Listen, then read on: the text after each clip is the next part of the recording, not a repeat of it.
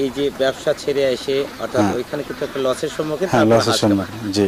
ভালো লাগছে কোনটা? অতীতে যত ব্যবসা ছিল, শুধু যে মিনি গার্মেন্টস ছিল সেটাও না, আমাদের ইন্টার ডিস্ট্রিক্ট গাড়ি ছিল দুইটা, আমাদের মনে করেন যে সিএনজি ছিল, ইন্ডিয়া থেকে কয়লা ইম্পোর্ট করে নেওয়া ব্যবসা ছিল, সমস্ত ব্যবসা বন্ধ করে শুধু আজকে হাঁসের ডিম বিক্রি করে আমার জীবন খুবই ভালো চলে।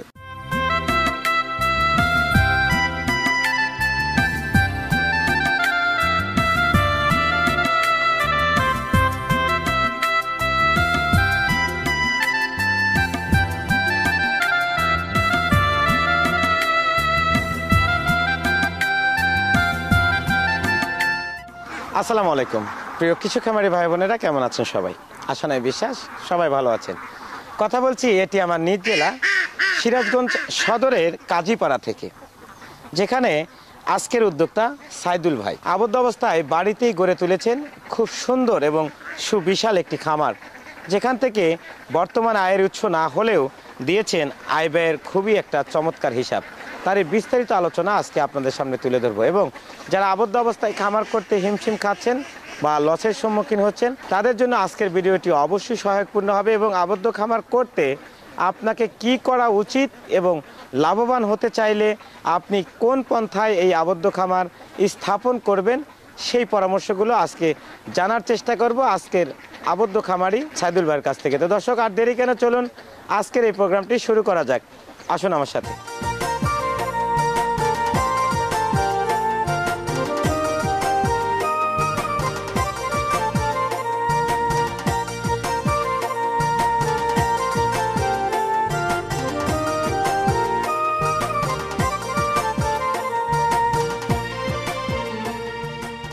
বন্ধুরা, আমার পাশেই রয়েছেন সেই খামারি, কথা বলবো ওনার সাথে, যিনি আবদ্ধ খামার করে কেমন আছেন সব কিছু জানার চেষ্টা করবো। সঙ্গে থাকুন, আমি সরাসরি চলে যাচ্ছি আজকে খামারের সাথে কথা বলার জন্য। ভাইজান আসসালামু আলাইকুম। ওয়ালাইকুম আসসালাম। কি নাম আপনার? আমার নাম মোহাম্মদ সাইদুল ইসলাম। সাইদুল ইসলাম ভাই, ভালো আছেন তো? আলহামদুলিল্লাহ। আচ্ছা, এই যে হাঁস খামার করেন কত বছর ধরে? হাঁস খামার করি 2019 সাল থেকে। 19 সাল থেকে? জি। এর আগে কি করতেন? এর আগে আমার ঢাকায় ব্যবসা ছিল। কিসের ব্যবসা? আমার একটা ছোট্ট মিনি গার্মেন্টস ছিল। আচ্ছা আচ্ছা। সে জিনিসটা লকডাউনে লসে পড়ে যায় প্রায় 10 লাখ টাকা। তারপরে ওটা বন্ধ করে দিই। আচ্ছা। বন্ধ করে দিয়ে দীর্ঘদিন ইউটিউব চ্যানেল আমি দেখতে থাকি, টানা অন্তত 3 থেকে 4 মাস লস এবং লাভ দুইটা ভিডিও। কারণ কে কি কারণে লস খাইলো আর কে কিভাবে লাভ করলো। শুধু লাভ দেখলাম লস দেখলাম না, তাহলে কিন্তু হয় না। না, সেটা দেখতে দেখতে আমার 55টা হাঁস থেকে যাত্রা 2019 সাল শুরু করলেন? শুরু সালে? হ্যাঁ, 19 সাল, 55টা হাঁস থেকে। সেখান থেকে আজকে 24 সালে পা রাখছে হাঁস 1200 প্লাস বললেই চলে। 1200 প্লাস? 1200 প্লাস। আচ্ছা, আমরা টোটাল গল্প শুনবো। তো আমি একটু জানতে চাই যে এই যে ব্যবসা ছেড়ে এসে অর্থাৎ ওইখানে কিন্তু একটা লসের সম্মুখীন, হ্যাঁ, লসের সম্মুখীন, জি। ভালো লাগছে কোনটা? আমার কাছে এটাই ভালো লাগছে যে ডিমের টাকাটা নগদ পাওয়া যায়। যেমন গাড়ির ব্যবসা করে থাকে মানুষ, গাড়ির থেকে নামবেন টাকা দিয়ে চলে যাবেন, তো ডিমের টাকাটা এমনই নগদ টাকা দিয়ে নিয়ে চলে যাচ্ছে এবং অ্যাডভান্স চাইলেও সেটা পাওয়া যাচ্ছে। আর অন্যান্য ব্যবসায় বাকি নিয়ে তো সে টাকা আর পাওয়া যায় না, মানুষ দেউলিয়া হয়ে যায়, অতএব ক্ষতিগ্রস্ত। তো আমার কাছে এইটাই, আমার অতীতে যত ব্যবসা ছিল, শুধু যে মিনি গার্মেন্টস ছিল সেটাও না, আমাদের ইন্টার ডিস্ট্রিক্ট গাড়ি ছিল দুইটা, আমাদের মনে করেন যে সিএনজি ছিল, ইন্ডিয়া থেকে কয়লা ইম্পোর্ট করে নেওয়া ব্যবসা ছিল, সমস্ত ব্যবসা বন্ধ করে শুধু আজকে হাঁসের ডিম বিক্রি করে আমার জীবন খুবই ভালো চলে। এর চেয়ে আর ভালো কিছু হয় না। আচ্ছা, এই যে আবদ্ধভাবে বাড়ির আঙিনাতে, এটা কিন্তু আপনার একটা বাড়ি? জি, এটা বাড়ি। আবদ্ধভাবে করছেন, এতে কেমন খরচ হচ্ছে, লাভের সংখ্যা কেমন হচ্ছে? এটা মনে করেন যে 500 হাঁস কেউ যদি লালন পালন করে, সেখান থেকে আপনাকে প্রতিদিন 2000 টাকা ইনকাম করা সম্ভব। আমি খাতা কলমে লিখিত দিতে পারি। এটা যদি কোনো ব্যক্তি বলে যে ভাই লস আসছে, আমার বাপের জমি বিক্রি করে তার কাছে জরিমানা দিব, আমি কেন লস আসবে? আমি জীবিত থাকা অবস্থায় লস আসবে না, আমি মারা যাওয়ার পরে লস আসতে পারে ওনার কাছে। আমরা একটু সেই লাভের ইতিহাসটা একটু জানবো। তার আগে জানবো যে আপনি যে হাউসটা করেছেন এটার কোয়ালিটিটা কেমন, এখানে কতগুলো হাঁস আসলে? এখানে আপনার 500, 600, 700 হাঁস এই হাউসে আনা। আপনার হাউসটা আসলে কতটুক বাই কতটুক? এটা আছে 35 ফিট লম্বা আছে, ওসারে আছে আপনার 10 ফিট। আর গভীরতা? গভীরতা 1.5 ফিট হবে। 1.5 ফিটের মতো। জি, পানিটা এখানে কি প্রতিদিনই পানি চেঞ্জ করেন? পানিটা একদিন পর পর চেঞ্জ করি। একদিন পর পর? একদিন পর। আচ্ছা, যখন ঔষধপত্র খান তখন কি এর মধ্যেই তৈরি করেন নাকি না, এইভাবে দেন? ওষুধপত্র খাদ্যের সাথে দিই আমি। আচ্ছা, খাদ্যের সাথে শুধু? জি। আচ্ছা, এবারে আমরা জানবো যে আপনি যেভাবে আসলে সচল হলেন এবং ভালো আছেন, হ্যাঁ। একটা কিন্তু প্রতিজ্ঞাও করেছেন যে কেন লস হবে, আমি হ্যাঁ। বেঁচে থাকতে কেন লস হবে। হ্যাঁ। দর্শক বন্ধুরা, অনেকেই আবদ্ধ খামার করে অনেক হ্যাঁ। লসের সম্মুখীন হয়েছেন, তার বিশেষ বিশেষ প্রমাণ রয়েছে আমার কাছে। আমি বিশেষ কিছু প্রতিবেদন স্পেশালি ভাবে আপনাদেরকে দেখিয়েছি হাঁস খামার আবদ্ধ অবস্থায় লসের সম্মুখীন 80%। যারা 100%-এ 80% লস বাদ দিয়ে যারা 20%-এ লাভে রয়েছেন, তাদের মধ্যে আজকের এই উদ্যোক্তা একজন। তো ওনার কাছ থেকে আমরা জানবো যে আসলে এই 80% মানুষ কেন আবদ্ধ খামার করে লসের সম্মুখীন হয়, সেটার মূল কারণ কি। ভাইজান, আসলে লস কিভাবে হয় আমাকে একটু যদি বলেন। আবদ্ধ হাঁস খামারে লস হচ্ছে উনার খাদ্যটা উনি সঠিক নিয়ন্ত্রণ করতে পারতেছে না, সঠিক খাদ্য দিতে পারতেছে না। আচ্ছা। হয়তো অনেকেই শামুক খাওয়াচ্ছে, ধান খাওয়াচ্ছে বা ভুট্টা ভাঙ্গা খাওয়াইছে, কিন্তু মূলত তা না। একটা হাঁসকে একটা ডিম উৎপাদন করতে যতটুকু খাবার প্রয়োজন, ডিম উৎপাদনকারী খাদ্য, আপনি ধান দিলে কিন্তু ধানে থেকে আমার পেটের ভিতরে ডিম উৎপাদন হবে না। আচ্ছা। একটা ফিডের প্রয়োজন আছে, সেই ফিড আপনাকে কন্টিনিউ খাইতে হবে 3 বেলা।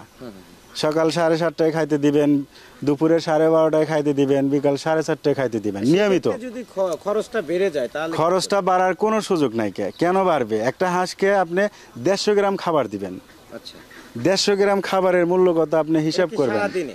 সারাদিনে আচ্ছা। 150 গ্রাম খাবার খাওয়ার জন্য টাফ ব্যাপার, জুলুম হয়ে যাবে।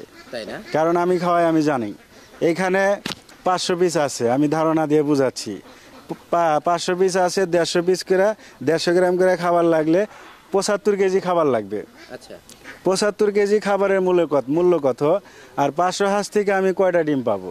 সর্বনিম্ন ডিম যদি নাও হয়, তাও এখান থেকে 360 পিস ডিম আপনাকে নর্মালি প্রতিদিনই দিবে। 360 পিস, এখানে আপ ডাউন করার কোনো সুযোগ নাই।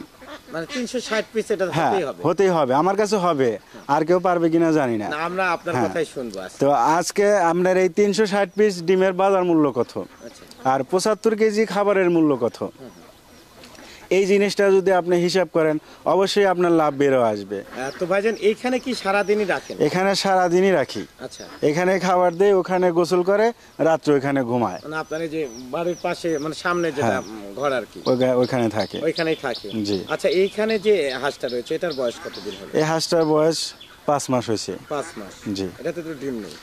এটাতে ডিম নাই, কিন্তু সর্বোচ্চ 15 দিনের ভিতরে এই হাঁসটা ডিম ছাড়বে। একটা ডিম হলেও ছাড়বে ইনশাল্লাহ, আশাবাদী আমি। সেটা কত আছে? আর একটা সেটে 610 পিস হাঁস আছে। আচ্ছা। সেখান থেকে বর্তমান 450, 440, 35 এরই মধ্যে আছে কন্টিনিউ। কন্টিনিউ। ওই খামারটা কোথায় আছে?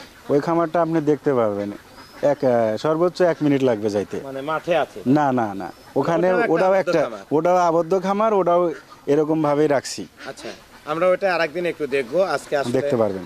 অবশ্যই আমরা জানবো যে এই হাঁসটা কি বাচ্চা দিয়ে শুরু করেছিলেন? না, আমি এই হাঁসটা মূলত বড় হাঁসই কিনে আনছি। আচ্ছা, বাচ্চা দিয়ে করা ভালো আবদ্ধ ভাবে নাকি বড় হাঁস কেনা ভালো, কোনটা? বড় হাঁস দিয়ে যারা করবে, যারা জানে তারাই করবে, আর যারা জানে না তারা বড় হাঁস দিয়ে করতে পারবে না। কারণ হাঁসটার বয়স, মানুষ মিথ্যা কথা বলতে পারে, বুড়া হাঁসও দিতে পারে, অসুস্থ হাঁসও দিতে পারে। সেই ক্ষেত্রে যদি কোনো নতুন ব্যক্তি, উনি তো হাঁস সম্পর্কে চেনেও না, জানেও না, আচ্ছা আচ্ছা আচ্ছা, তাকে বাচ্চা দিয়ে করাই ভালো হবে, এবং সীমিত আকারে সর্বোচ্চ 520 বাচ্চা, এর বেশি না। কারণ 520 বাচ্চা হলেই তো আপনার 2000 টাকা ইনকাম পাচ্ছেন। 2000 টাকা ইনকাম হইলে গেলা, তাহলে তো ছোট একটা ফ্যামিলি চলতে পারে। অবশ্যই অবশ্যই। এর চেয়ে বেশি কিছু লাগে না। এর চেয়ে বেশি কিছু করবে সে শেখার পরে, পর্যায়ক্রমে 2000-ও করতে পারে। আমার তো টার্গেট হচ্ছে সবসময়ের জন্য আমার কাছে 2500 হাঁস থাকবে এই আবদ্ধ অবস্থায়। 2500 হাঁস থাকলে আমার এমনিতেই প্রত্যেক মাসে মনে করেন কি সর্বনিম্ন ফালায় দিলেও মনে করেন যে 1.5 থেকে 2 লাখ টাকা ইনকাম হবে, এটা সর্বনিম্ন। সেটাই আমার মতো মানুষ, আমি একজন অশিক্ষিত লোক বলি, আমার মতো মানুষ যদি 1.5 লক্ষ টাকা ইনকাম তুলতে পারে, সেটা তো অনেক টাকা। অনেক টাকা। এই টাকা তো খাওয়া শেষ করা যাবে না। আপনার এই যে এইভাবে বাড়িতে এত সুন্দর করে খামার করে অনেকটা ভালো আছেন, তাই? জি, আলহামদুলিল্লাহ। যারা আবদ্ধ অবস্থায় খামার করতে চায় তাদেরকে কি বলতে চান? যারা আবদ্ধ অবস্থায় খামার করতে চায় তাদেরকে একটাই উদ্দেশ্য, তারা যেন, যারা সফল খামারি, তাদের সাথে যোগাযোগ করে তাদের সাথে পরামর্শ করে যেন করে, তাহলে লসের সম্মুখীন হবে না। আর যেটি খামার করুক, খামারটা যেন নিজে পরিশ্রম করে, ওই লেবার দিয়ে পরিশ্রম করবে, অন্যের উপরে নির্ভরশীল, তাহলে সেই প্রজেক্ট থেকে লস আসার সম্ভাবনা আছে। অনেক ধন্যবাদ সাইদুল ভাই, অনেক সুন্দর ঠিক কথা আছে। বলেছেন এবং অনেক ভালো লেগেছে আজকের কথাগুলো। দর্শক বন্ধুরা, সাইদুল ভাইয়ের কথায় যেটা বুঝতে পারলাম যে আবদ্ধ খামারে অবশ্যই লাভ হবে। যারা লসে আছেন বা লস হচ্ছে বা লস খেয়ে খামার ব্যবস্থা থেকে দূরে সরে গেছেন, তাদের উদ্দেশ্যে সাইদুল ভাইয়ের কিন্তু বিশেষ পরামর্শ রয়েছে যে কেন লাভ হবে না, আমি চ্যালেঞ্জ করতে পারি, লাভ হবেই। আবদ্ধ খামারের আরও কিছু চিত্র নিয়ে, যেহেতু সাইদুল ভাইয়ের আরও একটা খামার রয়েছে আবদ্ধ খামার, সেটা আরও বড় খামার, তো আমরা ওই খামারটা নিয়ে আরও একটি পর্বে আপনাদেরকে স্বাগত জানাবো অবশ্যই। সে পর্যন্ত অবশ্যই খামারবালা 24-এর সাথে থাকবেন, কবিরউদ্দিন ভাইয়ের সঙ্গে থাকবেন। আজ এ পর্যন্তই, আল্লাহ হাফেজ।